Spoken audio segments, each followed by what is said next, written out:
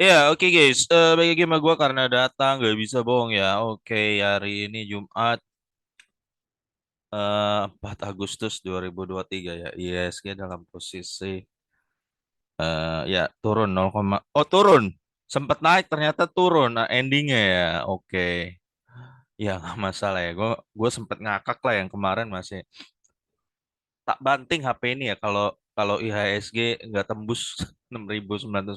Siapa tuh yang di EBI ngepost ya hari Selasa atau Senin gue lupa lah. Hmm, ya, lucu aja ternyata nggak tembus. Ya, masih ngakak gua. Oke, ya sekarang gua mau bahas ABM Investama ABMM ya baru keluar laporan keuangannya dan ya meningkat ya dibandingkan kuartal lalu juga meningkat ya dan dibandingkan tahun lalu meningkat banyak ya. Jadi sangat on the track untuk ABM ya. Ya, gua akan coba kasih lu poin-poin plus minusnya lah di ABMM ya. Ini juga saham yang dipegang oleh Pak Lo Keng Hong ya. Heeh. Em, Kalau saham yang dipegang Pak Lo Keng Hong yang menurut gua bagus ini ya. Heeh. Bagus bukan karena gua bilang lu bagus-bagusin enggak. Karena ini emiten bagi dividen jelas gitu loh. Yang dipegang Pak Lo yang bagus, yang bagi dividen ya jelas gitu ya. ABMM, BNGA, NISP, kemarin Indika ya, Indi ya lumayan. Indi dividennya kurang sih ya, tapi boleh lah dia masih bagi dividen. Nah itu guys, sedangkan emiten LKH yang gue pribadi ya saranin lu lebih baik agak stay away ya. Takutnya lu kena pembantaian ya takutnya. Karena karena bukan karena gue jelek-jelekin bukan karena itu emiten emang nggak bagi dividen gitu. Jadi makanya gue nggak lebih baik menyarankan lo agak stay away gitu. Misalnya kayak GJTL dan DILD gitu kan. Itu kan emiten dua nggak bagi dividen. Jadi takutnya gini John. Ya, bro, guys. Kalau Pak LKH itu TP, geguyur lu kering. Kering beneran. Ya. Sekarang GJTL gimana? No kan dia turun 915 dari 1.300 kan. Nah, ini dia yang gua takutin lu kalau ada di saham kayak begini nih ya. Kalau Pak Lo-nya TP guyur gitu ya. Lu kering, kering bener-bener kering. Lu ambil pucuk. Nah, kalau ABMM ini NISP, Bank Niaga sama apa tuh? Ya, Inilah misalnya lah. Sumpama Pak Lo guyur gitu loh. Lu at least masih dapat dividen, lu nggak kering, guys. Nggak kering kerontang gitu loh. Nah, itu guys ya. Itu bukan bukan karena gue jelek-jelekin atau enggak, tapi memang emang karena ini emitennya rutin bagi dividen gitu loh. Bukan karena gue jelek-jelekin, bukan ya. Ya, kayak GJTL dan DILD bukan karena gue jelek-jelekin. Lu kalau digoyor kering gitu loh. Oke, ya ini gue mau bahas ABMM. Ini profilnya. Ya, holding multisektor lah. Kebanyakan di batu bara. Mungkin dia investasi di macam-macam juga kayaknya ya. Pemegang saham PT Tiara 53%, Vel Verde PTI Ltd 25%, masyarakat 20% ya. Masyarakat sekitar 540 juta ya. Konon katanya dia pegang juga games ya. ABMM ini juga pegang saham Golden Energy Mines Games ya. Bisnisnya saat ini kebanyakan kontraktor tambang batu bara ya. Terus ada jasa logistik sewa kapal juga ada. Ya, dia cukup diverse juga ya. Ya, macam-macam dia nih. Sebenarnya dia investama sih ya, mirip-mirip ya Saratoga sebenarnya sih ya. Cuma kalau lu tanya sama gua Saratoga sama ini bagusan mana, gua lebih bilang EBMM lah ya. Sebenarnya dia holding bukan hanya fokus. Kebetulan aja dia ini kebanyakan sektornya ABMM kayaknya banyaknya di batu bara gitu ya. Tapi dia sebenarnya kayaknya sih mirip Saratoga sebenarnya. Dengan ya komposisi lebih jelas aja dividennya gitu. Itu Saratoga bisa hancur gitu ya. Arah nggak tahu strategi investasinya gimana itu di petinggi-petingginya ya. Nah ini yang kemarin gue suka dari ABMM dia masuk di games. Nah itu menurut gue keputusan yang bagus gitu ya. Keputusan yang bagus itu masuk di games. Oke, Oke, kita langsung, oke, kita cek dividen historinya dulu guys ya. Dividen history ABMM. Kita cek dulu. Untuk mastiin tingkat keamanan lo ya guys. Dividen itu kalau di perusahaan yang bagi dividen itu udah pasti. Sesuatu yang lu udah pasti. Hanya tinggal tunggu setahun aja gitu loh. Masalah capital gain berapa tuh belakangan. Lu pasti dapat beggar lah. Kalau asal lu bersahabat sama waktu begini, pasti ada yang beggar di portfolio ya. Pasti ada. Yang penting kita ada amanin dulu kalau menurut gua ya. Amanin dulu masalah return, dividen gitu ya. 13 dia bagi, 14 bagi nih. 15 sampai 18 dia bolong guys, nggak bagi dividen. Nah, semenjak 2019 2019 20 bagi, 21 dia nggak bagi karena rugi kayaknya ya. 22 23 dia bagi ya. Jadi selama dia untung so far yang gua tahu dia bagi. Nah, tingkat dia bagi ini sekitar 70% lah. Tapi 4 tahun belakangan ya lumayan sering lah ya. Jadi hati-hati kadang-kadang dia ada bolongnya. Tapi ini mungkin karena ya ini emiten DR-nya tinggi guys. Jadi mungkin karena itu juga dia kadang agak susah. Oke, jadi secara rutinitas dia sebenarnya cukup rutin, tapi ada bolong-bolong. Tapi kemungkinan tuh bolong-bolong menurut gua karena dia rugi. Rugi karena kenapa dia bisa rugi? Karena DR-nya dia tinggi. Ya, jadi dia harus ngimbangin itu pendapatan dia dengan utangnya dia, ya guys. Lalu ya ini sisi negatif lainnya tuh dia DR-nya tinggi ya guys. DR-nya tinggi itu menyebabkan dia bagi dividen nggak bakal bisa sejumbo ITMG atau PTBA atau BSSR atau MBAP enggak. Jadi lu jangan harap dia bagi dividen sejumbo ITMG, jangan ya. Oke. Oke, sekarang kita lihat laporan keuangannya ya. Nih, kita lihat DR-nya dulu deh. Nih, ini gue hitung sendiri aja DR-nya ya. Dia tuh punya liabilitas 22 triliun, sedangkan ekuitasnya 9 triliun. Berarti DR-nya itu 244% ya guys. DR-nya dia 244%. Ya, gede loh itu DR segitu ya. Ya, tapi kalau dia selama bisa menghasilkan pendapatan di atas DR-nya, ya bisa aja bagi dividen bisa ya. Tapi kan pasti lumayan ngos-ngosan. Tapi nggak bakal segampang dia bagi segi ITMG gitu, nggak bakal ya. Berat soalnya. Oke, kita 3,8, lalu naik 3,6 triliun, lalu naik 5,6 triliun, dan sekarang naik, ini gede banget naiknya guys, 76%. Gila loh ya, ini kita naik 76% tuh kayak apa gitu loh. Ya, ya sekarang ekuitasnya 9,9 triliun loh. Gila naik 76 hanya dalam setahun loh. Ya. Jadi kemarin kan dia bagi dividen nggak terlalu gede ya guys. Maksudnya DPR ya. Jadi sisanya benar-benar dia pakai kayaknya buat ekspansi. Konon katanya dia mau masuk di nikel atau di mana lagi lah. Macam-macam gua katanya. Jumlah saham beredar 2,7 miliar, maka book value 1.300, 1.300, 2.000, dan sekarang 3.600 ya guys ya. Book value-nya aja 3.600 ya. Lu say bye-bye lah kayaknya sama ABMM yang 2.000-an. Say bye-bye udah. Kecil kemungkinan dia terjun ke book value yang tahun lalu 2.000. Sekarang dia di arah sini 3.600 value-nya. Oke, lalu harga rata-ratanya sekarang dia ada di 3.680. Book value-nya 1,02 ya, pas banget masih murah nih. Ya.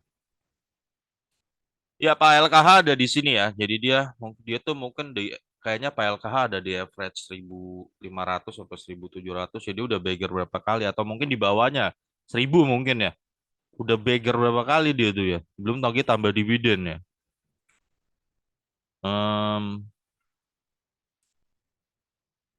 oke, kita bahas laba ya guys sekarang. Laba waktu itu 2020 dia rugi 45 miliar ya. Wajar. Jadi makanya waktu itu 2020 dia nggak bagi ya. Di bagian 2001 dia nggak bagi. Terus naik 810 miliar. ROE 22% ini bagus nih, 44%. Iya, dia kalau kelihatan gede tuh karena kan dia banyak juga operasional dari liabilitasnya itu ya, dari utangnya ya. Jadi wajar kadang-kadang dapat pendapatannya gede. Lalu naik 159% ke 2,1 triliun. ROE-nya anjrit 74. Sekarang naik laba 52% loh, gila. ya, naik setengah ke 3,1 triliun guys ya. Wow. ROE 32% ke 64%, ya gila ini angka-angka, memang angka-angka kata orang sih beggar ya. Meskipun mungkin ya kalau di emiten batu bara kan orang pada takut ya untuk hakain kanan ya, kadang-kadang takut ya. At least lu kalau dapat di harga bawah lu dapat dividennya gede biasanya. Meskipun mungkin harganya nggak menanjak gitu ya. Sama sekarang kan banyak yang robo-robo kan batu bara. Tapi lu masuk di harga segitu pun lu masih dapat dividen jumbo, itu untungnya sebenarnya sih. ITMG dulu sempat tembus 45.000. Lu kalau mau beli satu lot 4,5 juta. Harusnya sekarang lu senang ITMG di 20, gue lupa berapa ya, 28.000. Satu lot cuma ngeluarin 2,8 juta harusnya. Nah, berpikir harus begitu guys. Dividennya nanti dapat jumbo gitu loh. Ya, daripada dulu lu beli 4,5 juta satu lot di ITMG. Ya. Em, ya, positif dari laba ya. Makanya tadi gue bilang yang di video gue India, gue sih nggak yakin bahwa semua emiten batu bara. Ada yang bilang katanya Q2 pasti emiten batu bara turun. Karena mungkin mereka melihat Indi ya, Indi. Gue Indi nggak bisa jadikan patokan karena emang dari dulu Indi kinerjanya ya nggak ngeluh, susah lah agak nyaman dengan ITMG juga. Dan dia DR-nya tinggi juga Indi. Makanya gue nggak terlalu heran, nggak Indi nggak bisa gue jadiin patokan lah untuk Q2. Makanya ya ini terbukti gue baru bikin video tadi siang. Ya, sekarang kita lihat ABMM ternyata naik Q2-nya gitu kan.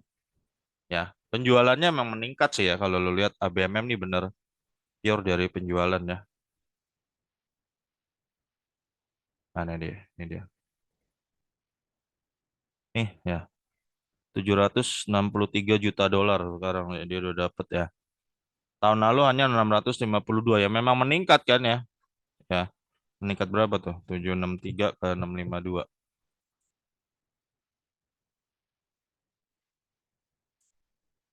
Ya, meningkat 17% penjualannya ya.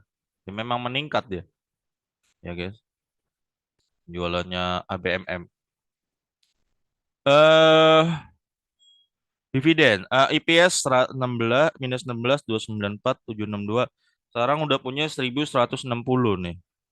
Kuartal 4 minus 181 767 1500, dan ini berpotensi tembus 2320. Nah, ya, makin jumbo dulu dapat dividennya ya tahun depan.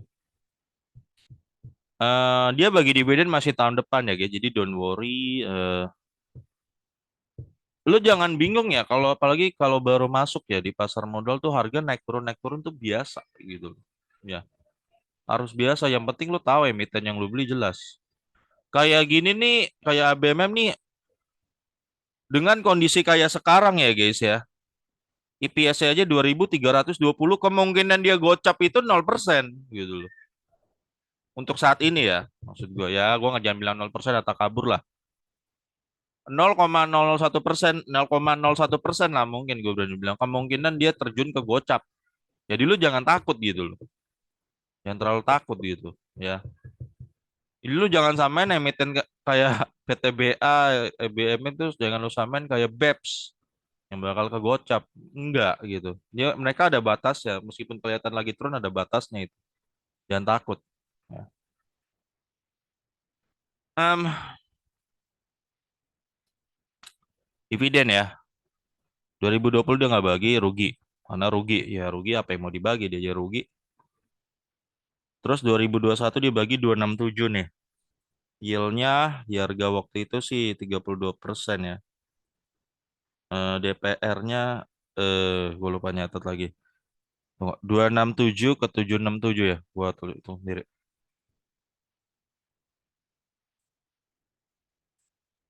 34%. Nah, tahun ini yang dia, nah ini guys, ya. Ini kemarin sempat ada hoax ya waktu dia RUPS di berapa bulan lalu lah. Itu waktu pengumuman RUPS, ABMM tuh ada roboh di sore, jam perdagangan sore. Itu ternyata selidik punya selidik itu ada hoax. Hoax ya, hoax. bahwa katanya RBMM cuma bagi dividen cepet sehingga banyak yang cut loss di sana. Iya ini bener, ini kisah nyata, gue nggak ngarang ya. Soalnya orangnya nulis kesaksiannya di EBI. Eh, dia bilang katanya kalau dia dapat info ABMM cuma bagi dividen cepet, dia cut loss. Dia kalau nggak salah cut loss 1,2 juta lah. Ternyata itu hoax. Ternyata BMM bagi 400. Nah ini gue hati-hati guys ya. Dunia persahabatan tuh banyak orang tebar fear dan tebar hoax. Ya tujuannya supaya lo cut loss. Kemarin di PTBA juga gitu. Di Kumdet, wah sebelum Kumdet tuh, wah lo ditebar-tebar fear terus. Ini kayaknya orang-orang. Pokoknya mereka tuh pengen masuk guys di Kumdet, orang-orang ini. Tapi pengen dapat harga serendah mungkin yaitu dengan mempengaruhi lu. Supaya lo cut loss. Supaya lu roboh harganya di Kumdet. Ya, percaya deh guys, namanya dividen jumbo itu selalu jadi inceran. Entah dia mau trader atau apa. Buktinya apa? Misalnya Pak Hayanto, ya, dia aja ambil loh dividen PTB. Ya nggak, dia di average-nya lumayan tinggi tuh, gue rasa itu. Sekarang aja masih kan di situ. Kemungkinan dia masih nyangkut di situ karena dividen itu. Jadi lu jangan pikir bahwa trader pro aja nggak suka dengan dividen jumbo. Salah. Itu nanti kalau mau bagi dividen banyak tebar hoax beredar dah. Kabar-kabar fir-fir macam-macam. Nah, lu kalau lu bisa lawan itu, lu cuan. Tapi kalau lu ternyata kalah dan cut loss ya udah lu kalah sama mereka udah itu aja. Oke, waktu itu dia bagi 400 yield 16% ya guys. Jadi 400 itu berapa DPR-nya? 25% ya. Kemarin lebih kecil lagi 25%. Ya. Memang sih dapatnya gede ya, tapi DPR kecil. Nah, tahun depan ya, kita ambil angka yang paling rendah aja deh karena gua tahu ini emiten DR-nya gede.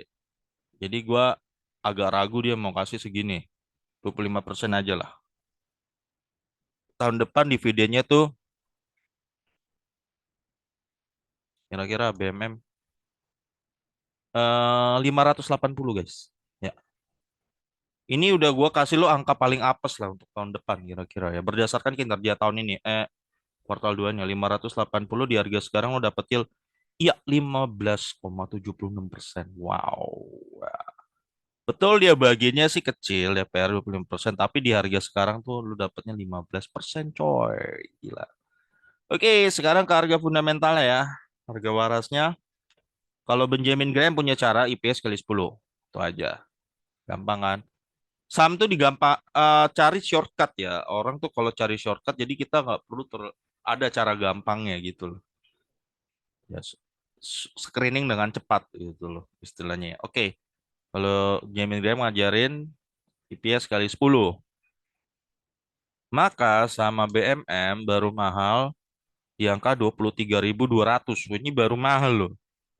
Ya.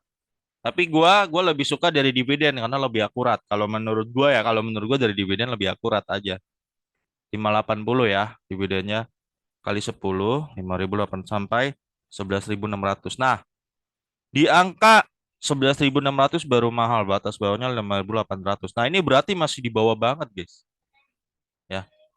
Ini gua ngasih batas bawah aja 5.800. Ini aja 3680 masih di bawah banget. Iya, kemungkinan sih masih bakal jebol sih ke 4 ribuan kemungkinan ya. Orang masih berani hajar. Ya karena lo dapet, ya kenapa orang berani hajar di harga segini ya? Kemungkinan tahun depan 15%. Dividennya 15% loh. Lu invest di mana 15%? Sebut. Kemarin ada yang komen di YouTube gua dia punya 300 juta beli sawah ya.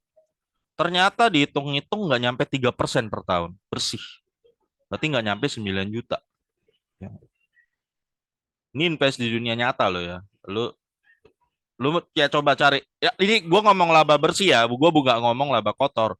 Laba bersih itu udah dipotong makan minum lu, listrik lu, biaya tak terduga, apalagi semuanya selama 1 tahun. Coba lu cek. Ada nggak lu tembus? Tembus berapa persen coba ya? Bikin kontrakan rata-rata hebat 6% udah hebat per tahun. Ya, jarang gue lihat yang 7. Bahkan yang gue tahu di apartemen di Jakarta ya return cuma 5%. Ya, banyak tuh. Ya, itu kalau lu bikin kontrakan atau kos-kosan ya atau yang kayak gitulah. Apalagi yang di atas itu ada nggak? Invest apa lagi? Kalau ada yang berani nawarin gitu umumnya bodong. Misalnya Bisa lu kena tipu. Ya. Nah, sekarang di saham ada nih 15%, hampir dua kali dua kali lipat lebih ya daripada lu bangun kos-kosan kontrakan. Ya udah, menurut lu enakan mana? Ini kita nggak perlu ngurus gitu kan, nggak perlu ngurus. Lu nggak perlu ngurus apapun, tinggal taruh duit, jebret, baca laporan keuangan 3 bulan sekali, selama on the track, terus pas hari pembagian dividen dapat duit cash, jebret, udah, nggak kerja lu, ya nggak? Nah itu, ini gede, 15% tuh gede, guys. Kalau gua patokan di atas 6% tuh udah gede, hebat, udah hebat di sahamnya, itu gede banget. Karena di dunia nyata rata-rata segitu. Ya, oke, ya gua rasa nggak ada lagi bisa gua bahas. Ya, jadi ini guys, jadi ini harganya. Jadi ya selamat buat holder ABMM ya, saat ini kinerja ABMM positif dan kita juga lagi menanti yang lain-lainnya ya. Batu bara yang lain-lainnya saudara-saudara kita semuanya, TMG, PTBA, BSSR, MBAP semua lagi menanti-nantikan kedua kalian. Oke, gitu aja guys. Sampai ketemu lagi di video gue berikutnya. Karena data nggak bisa bohong ya.